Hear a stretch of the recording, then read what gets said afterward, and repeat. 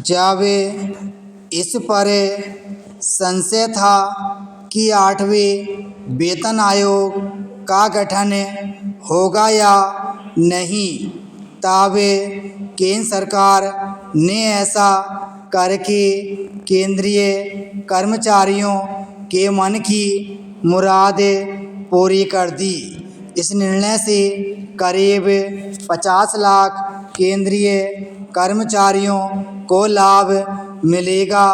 इस वेतन आयोग से देर सवेर राज्य सरकारों के कर्मचारी भी लाभान्वित होंगे, क्योंकि इस आयोग की संस्तुतियां स्वीकार होने के बाद राज्य सरकारों के लिए भी उन्हें मंजूर करना आवश्यक हो जाएगा।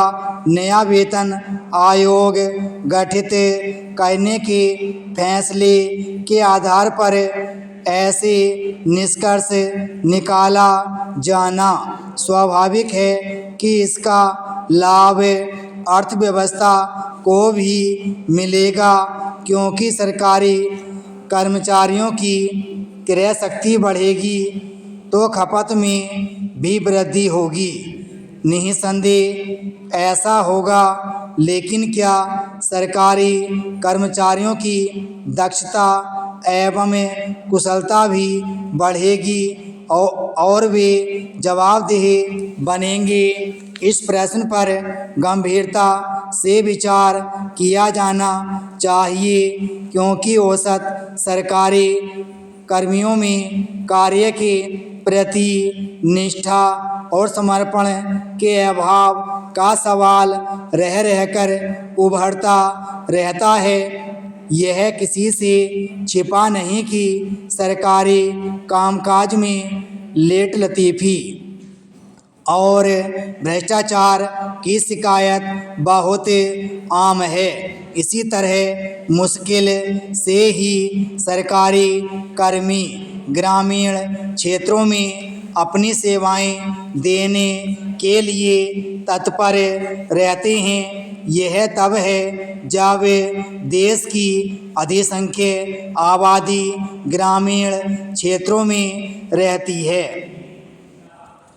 सरकारें अपने विभागों के कामकाज को लेकर चाहे जैसा दावा क्यों न करें, तथ्य यह है कि आम नागरिक सरकारी कर्मियों की कार्यशैली से नाखुश रहते हैं। वे सरकारी कर्मचारियों में सेवा भाव की कमी की शिकायत भी करते रहते हैं। उचित यह होगा कि 8वें वेतन आयोग से यह कहा जाए कि वह अपनी सिफारिशें इस तरह तैयार करें जिससे सरकारी कर्मचारियों को कार्यकुशल और जवाबदेह बनाया जा सके। यह तब संभव हो पाएगा जब सरकारी नौकरियां सुनिश्चित सेवा अवधि और आरा मतलबी की पर्याय नहीं रह जाएंगी। यह समय की मांग है कि सरकारी कर्मियों के वेतन भत्ते का निर्धारण उनके प्रदर्शन के आधार पर किया जाए। जो कर्मचारी बेहतर कार्य करे उसे पुरस्कृत किया जाए और जो कसौटी पर खरा न उतरे उसे हतोत्साहित किया जाए।